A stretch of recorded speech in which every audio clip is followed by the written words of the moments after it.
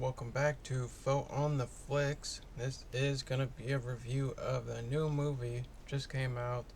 It says 2021, but it just came out. Called TheForgiven. It's a drama mystery starring Ralph Fiennes,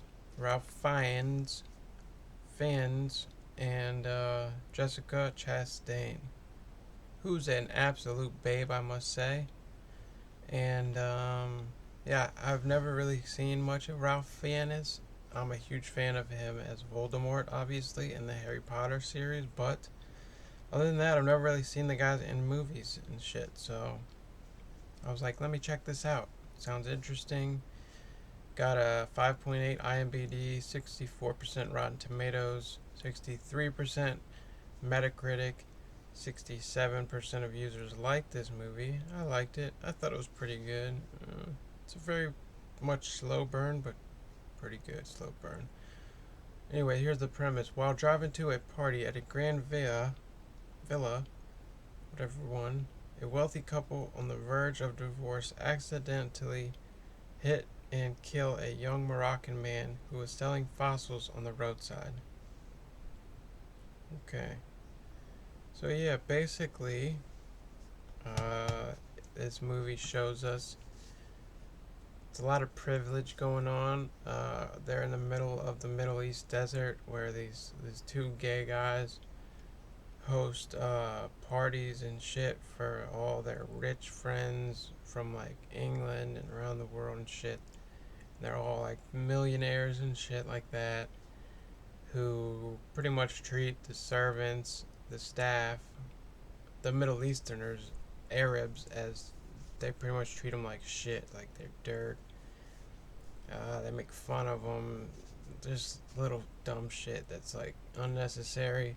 And you can tell right from the go, the main character played by Ralph Fiennes he's what you would call a rich twat because he's driving and he has on driving gloves.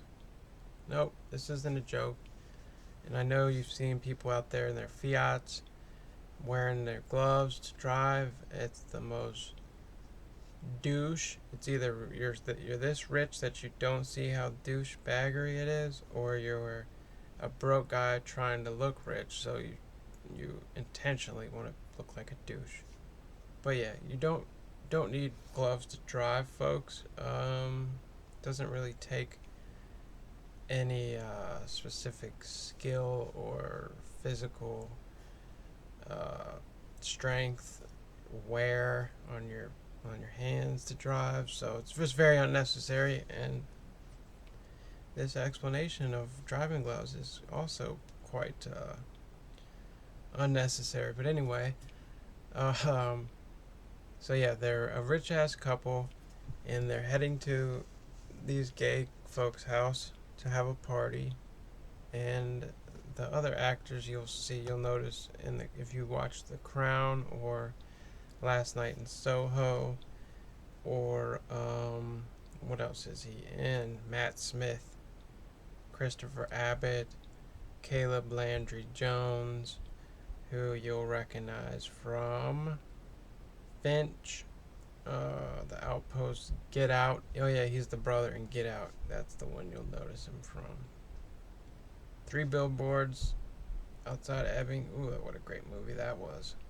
But anyways, so yeah, what happens is they're drunk, right, on the fucking road and in the Sahara somewhere, and it's dark, and they're lost, and they're trying to get to this big ass party, and they're arguing about which turn to take, and so he takes a turn, and a unfortunate soul trying to sell fossils to the rich foreigners steps out in the road in front of the car and attempts to stop them.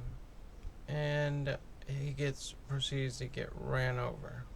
And his friends watching up from the hills in secret, and they decide to run his pockets, take his ID out, bury it, and then throw the body in the back and bring it with them to the party. And that's where they tell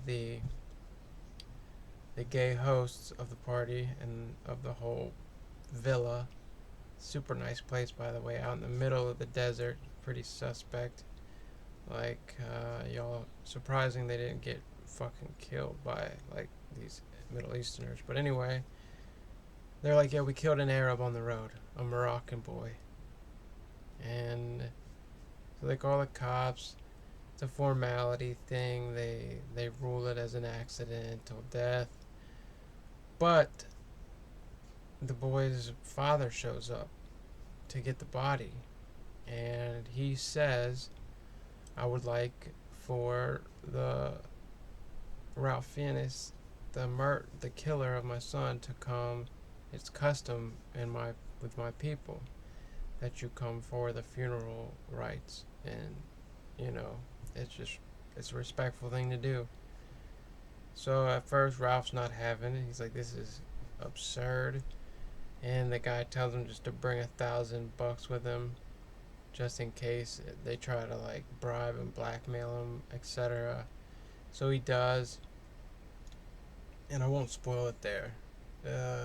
I know I probably gave a little bit away about the movie, but it's not much of a spoiler. It's just telling you kind of what to expect, what to look forward to, and what to see play out, which is very interesting. And I will say the ending was kind of satisfying and sad at the same time. By the end, you might, depending on your view, consider him to have atoned for his sin and, be ready to be a new man, make a new life. Or you could see deep down he's still just a rich cunt. But by the end of the movie, he does throw away those driving gloves, so that should give you a hint as to which to think and believe. But anyway, that's going to wrap up the Forgiven review. Recommend it. I'm going to match Rotten Tomatoes with a 64% on the FoeScale because it's spot on. I thought it was a 64% movie, which means it's very good but not great. So yeah, definitely worth the watch. Let me know if you've seen it, what you thought about it, and thanks for watching Foeontheflicks. This is another review, and I'm out.